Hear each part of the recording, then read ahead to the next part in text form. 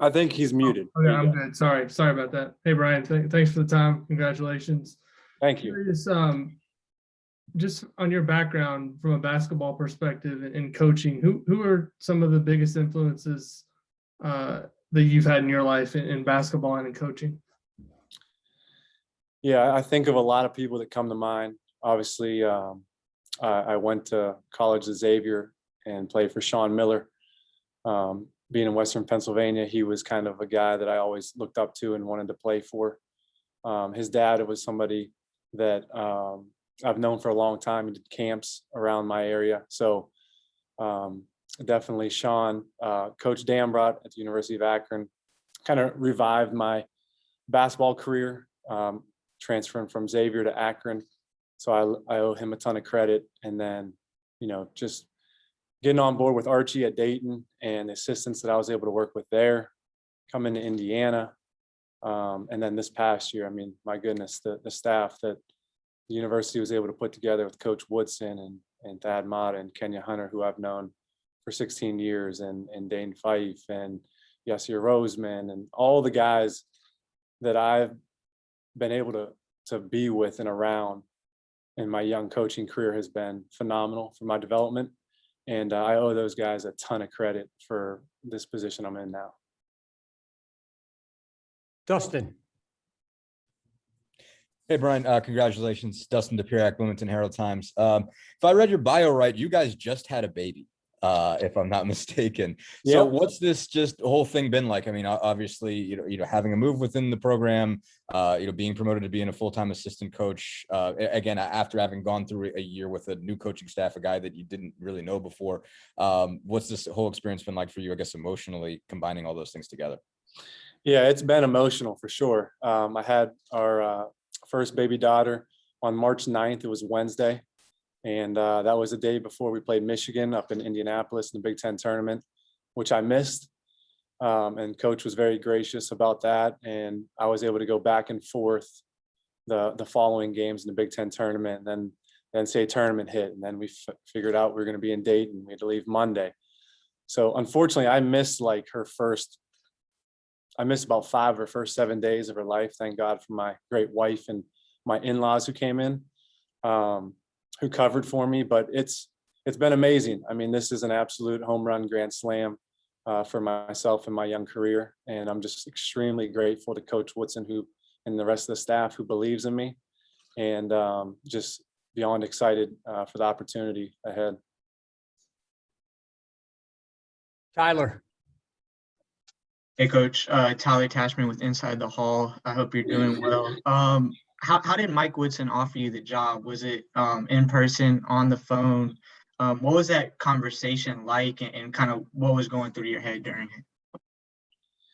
Yeah, I don't want to get into too much of the details, but I mean, I can tell you it was March 24th. It was Thursday. And there were some other opportunities that were presenting themselves to me in the college basketball world. And, I wanted to be transparent with Coach and let him know the developments of what was going on. And, I let him know via, text on the phone, and he called shortly after. And I just remember I was holding my daughter in my arms and my wife was sitting to my right. And for whatever reason, I put the phone on speaker and listened to him. And, he offered me the job to bump me up. And like I told you guys before, it was really emotional, just, full circle 1 year ago, the situation with the previous staff, and then have an opportunity to stay on with Coach Woodson. And it's just been unbelievable. I believe in Coach Woodson at the highest level. He's an unbelievable coach, a really, really good man. And we had a blast this year. I think we accomplished a lot in his first year, and just extremely grateful and humbled to be a part of the staff here. Mike Schumann. Yeah, hey, Coach. Mike Schumann with the Daily Hoosier. I guess going back a year ago, I'm guessing there were times when you weren't real sure what the future held for you during the coaching change. I mean, how is that right? And how surreal is it to, over the over a year to be in the spot you're in now? And also, have you actually heard from Archie since you got the job? Yeah, I mean, just rewind a little bit, but it's been incredible 12 months, right? 1 year ago, to the date that he offered to bump me up, I was trying to figure it out. Arch got let go, and I was kind of in limbo of what was going to happen, looking for other opportunities, trying to figure it out. Very uncertain time for myself and my wife at the time, and had some people go to bat for me here at IU, and I was fortunate to get the opportunity to work for Coach Woodson, and I feel like I was able to bring value to him in some areas that he needed, and they just let me run with my job, and felt like I was able to bring really good value to the staff this year. As far as Arch is concerned with Rhode Island, we exchanged just some texts, some congratulatory texts on his behalf, but not too much other than that. Mike Pegram. Hey, congratulations, Brian. Thanks, Mike. You get now the chance to really full-time recruit. Where do you think you already have built some good relationships? Obviously, maybe in your home state, but have you been able to build those relationships in Indiana and other places? Yeah, I think my specialty is the Midwest. I grew up in Western Pennsylvania. I still have a ton of close friends and contacts, guys that are my age that are now running AAU programs on all the different circuits that I've kept in touch with and have great relationships with. And then I go over to Dayton and was a graduate assistant for 1 year and bumped full-time there. Ran team camp for several years and plucked teams from within the state, out of the state, the surrounding states. So I feel like Ohio is another state that I have really strong ties in. And then moving a little bit further west at Indiana, where your reach is bigger. So I feel like the relationships that I've built in Indiana are very, very strong. And the surrounding states, Illinois, Kentucky, the surrounding states is kind of my, I guess you would call it the breadbasket. Tom Brew. Brian, Tom Bruce, Sports Illustrated, Indiana. Congratulations. One of the things that I think a lot of people look at closely with assistant coaches is the value you bring in regards to individual teaching and such with players. Tell me what you think your strengths are in regards to being a teacher in regards to individual skills and what you're looking forward to, especially with this group of guys in regards to diving into this summer to helping them get better. Yeah, I think the first and foremost is just the relationships that I've been able to build here with these guys for as long as these guys have been here at Indiana, I've been here. So obviously I haven't been able to be on the floor and teaching them like I was hoping to, given the NCAA rules. But, I was a guard. I'm not too far removed, about 10 years. So I can relate with a lot that they're going through, a lot that's going to be expected of them and asked of them. And, shooting the basketball, a lot of fundamentals, ball handling, things of that nature. Just kind of going back to when I was playing and knowing what skill sets are needed, especially now with Coach Woodson and how he wants to play. I think I'll be just fine in that area of teaching and being with those guys on the floor. And I'm so excited to get on the floor with those guys here in the short term. Alec Lastly. Hey, Brian, congrats again. Alec Lastly from Indiana Rivals. You've obviously been around the game for a long time now, whether it's playing, coming up through high school, AAU, obviously on a few different coaching staffs throughout your professional career. When you look back to when you first got started in the game of basketball, what's one piece of advice maybe a younger version of yourself kind of would give to yourself now in terms of taking this next step in your career? Great question. I think the main thing is just getting out of your comfort zone and just working. I learned early on in my playing career at Xavier, we come out of high school and we're the best player, and come into a school, you think it's just going to be easy. And then you get to college and you get smacked in the mouth and you realize how hard it is. And you have to work extremely, extremely hard to play. And that's something that I've always stuck with me. It didn't really go my way at Xavier, which is fine. But it taught me a valuable lesson that you can't coast, you can never get comfortable, that you always have to work and continue to get better every day. And that's no different in the workplace. I mean, this is a highly competitive industry with a lot of great coaches that all are wanting the same thing, and that's to win. And I really don't think there's any substitute other than just coming to work every day, being consistent and working really, really hard. Alex Bozich. Hey, Brian, looking back at your numbers from when you played at Akron, you were a really good 3-point shooter, and something that's been an issue obviously over the last couple of years is 3-point shooting with Indiana basketball. I'm curious, in your opinion, is that something that is more on the development side within the program, or is that something that needs to be better addressed through recruiting moving forward in terms of prioritizing shooting?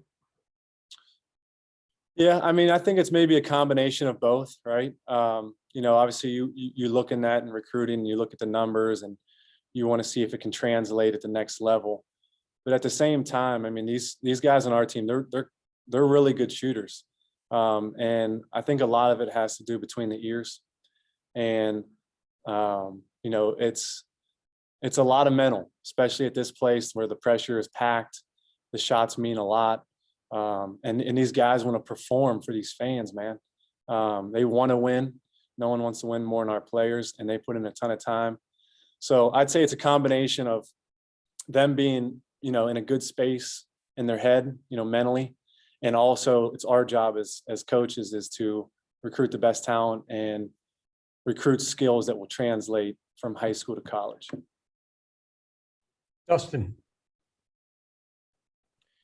Ryan, I wanted to go back to something you said about just felt like you provided value with Coach Woodson. I guess, how much do you think you were able to sort of just, continue, obviously, like you said, not coast? I mean, as far as your just success with the staff, how much of it do you think was stuff that you were doing already? And to what degree, though, did you feel like you had to adapt? Or what degree did you feel like you had to maybe change or find a more specific way to provide value for Coach Woodson's staff just because he's a different guy?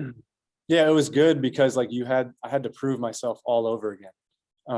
And that was a good driving force for me to help with getting kids on campus unofficially, officially, bringing them to basketball games, connecting coach to, and even Coach Yasir in Kenya. And hey, these are the guys in the Midwest with these different programs of, hey, let's build relationship with these guys. These guys can help us. Let's bring this kid in. All of those things. And not only that, just being organized. When these kids come here, what are we doing officially and unofficially on these visits? And by no means did I do this all by myself. We have an unbelievable team of managers, an unbelievable group of graduate assistants. Ben Sander, who's been, kind of by my side for the past 7 years. Through it all has been really, really helpful with that as well. So it wasn't just me, but I do feel like some of the things that I had done over the previous 4 seasons allowed me to be valuable with what I was able to give the new staff as they kind of got their boots on the ground. Tyler.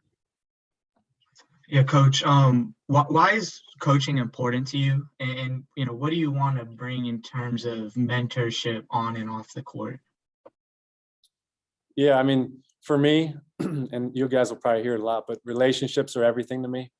You're going to win games, you're going to lose games, but it's about being here for these kids, not only on the floor, but off the floor in life, having them navigate academics, social life, what it looks like when they're done. Just being someone that they can count on forever, not just when they leave here, but as they go through life and they need different things. So that's big to me. And then the other thing is I'm super passionate about this and I love it. I've been doing it for a long time, like ever since I can remember as a little kid. I think my first word was ball. So this is just what I feel like I was born to do. And I just love it. It's really not work for me. And, to bring that enthusiasm and excitement every day to the guys, I do feel like it's good, positive energy. And again, I'm just really excited. Tom Brew. Brian, you mentioned at the beginning about working with this current staff and that obviously Kenya and Yaz been around a long, long time. What is it that you've learned most from them, either directly or just in watching this first year, and how much can they help you going forward in your first go round, sort of at a high level here? Yeah, I mean, listen, I'm not sitting in this seat if it wasn't for those guys' support. I mean, I've learned so much from those guys, and I've had a previous relationship with Kenyon, having him recruit me 16 years ago to Xavier when he was on staff there with Sean Miller. So I've known him for a really long time. He's a pro's pro. He's polished. He's really, really good at what he does. And, you know, there's countless things that I could say about things that I've learned that I'm going to take with me when it comes to recruiting, when it comes to preparation of scouts, when it comes to delivery of the scout to the players. I couldn't really pinpoint one thing. I mean, they're at Indiana because they're some of the best coaches in America. So just being able to learn from those guys on a daily basis has been amazing for a young guy like myself. So I'm blessed in that area. Mike Schumann. Yeah, Brian, when Coach Woodson took the job, there was so much made about, you know, he didn't have college experience. He wasn't a recruiter. I'm guessing nobody spent more time with him on the recruiting front than you. How would you say he kind of grew into that role over the last year? He's been great, man. There's really not much that he hasn't seen or done or experienced. Now, the recruiting thing was new to him, but he explained to us, like, hey, this isn't my first time recruiting. I've recruited mega stars in the NBA that you're dealing with hundreds of millions of dollars worth of contracts. So this wasn't entirely new to him. You know, talking to high school kids might be different than what he's used to, and talking to parents and whatnot. But man, I'm hard pressed when we get kids here and he talks with them in a one-on-one setting. He's really, really good. So just being able to set the table for him a little bit and getting the kids here, and then he's the finisher. Okay, Tyler, Dustin, then Mike, then we've got to get Brian to another meeting. Go ahead, Tyler. You mentioned your work ethic. Was there somewhere that was instilled in you, or someone that instilled that work ethic in you?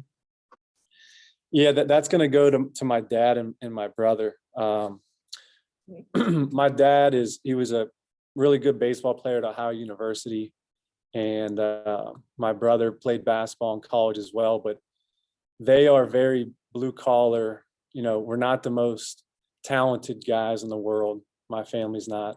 We're not the smartest, but we will work, and we're not scared of it, and we don't run from it. And we know that, you know, if you work really hard and treat people well, it's usually going to work out for you. And that's kind of what I've experienced in my young career. I see my brother in the medical sales doing the same thing, doing very, very well for himself. And then I watched my dad grind for 40 years in his business and do really well. So those are the two guys that I would give immediate credit to of where I got it from. Dustin. Brian, I want to go back to what you said about just setting the table for Coach Woodson. I guess, what was that challenge like? You know, like you said, obviously he'd recruited people before, he knew how to talk to people, but he seems to be pretty honest about the fact that NCAA rules were new, like the specifics of how this machine can work and can't work was new to him. But what was that like for you? Just how important was that part to your responsibility of, you know, just making sure everything in the recruiting sort of operation functioned it was supposed to, and making sure that worked for a guy who hadn't, you know, done that before? Yeah, I just say it just was a little bit more work. You just had to lay it out X, Y, and Z. Hey, you know, when this guy's coming in, this is the situation behind it. This is kind of who's with them. And just giving him a very clear and concise, okay, this is who they are, where they're coming from, what they've done, the relationship that we've built before you get in here. And, you know, there was really nothing else other than that, just my pre-existing relationships that I've had over the past 4 years that kind of just built, just being consistent with your approach and kind of finding out who's who in the Midwest, and then them being close enough to get here and then get in front of them. Coach finishes the job. Again, and that's something that Coach Mott always, told me to do is, hey, you get them here, and then you've done your job, and then you let Coach finish. Last question, Mike Pegram. Hey, Coach, it sounds like you had your hand in a lot of things. Being able to do, is it easier to make the transition from a support to a full-time assistant than it used to be? And what are the new things that you haven't been able to do that you will be able to do now? It's all about the guy who's leading the program, and does he believe in you? And I think Coach Woodson believes in me. And I think that's the major thing. I do, you look around the country, and I got a lot of good friends in the profession, and they go from ops to assistant at different places. And so I do think certain coaches in certain places that you can do it. I've seen at higher places, hey, somebody leaves, you bring in another guy who's got something in the works on the side. So I've seen a little bit of both. I do think, depending on the head coach, I mean, that's the only one who really matters. So if he feels like you can do the job, then I've seen it a lot across the country where they just bump you up from a support staff to a full-time. And remind me, sorry, I'm blanking on the second part of your question. Some of the things okay. New things. Yeah, the new thing. So in my previous role, I couldn't do anything on the floor. I was pretty much just encourager on the sidelines, and couldn't do a whole lot. Now I'll be able to be on the floor and instruct and present scouting information, and present the scout from a team that we play the following day. All those things will be new, in addition to getting out from behind the desk. All of my stuff that I was doing from upstairs. And that's what I'm most looking forward to is getting out and seeing you guys at these AU events, and getting to be with families and recruits in their homes, and just building that relationship even more. So those are the two major things that'll change with this new role. Thanks. Brian, gang, thank you very much. We'll keep you posted on if we're going to have anything here for the rest of the semester, but wanted to get Brian out in front of you as quickly as we could. If you have any questions, keep in contact with me.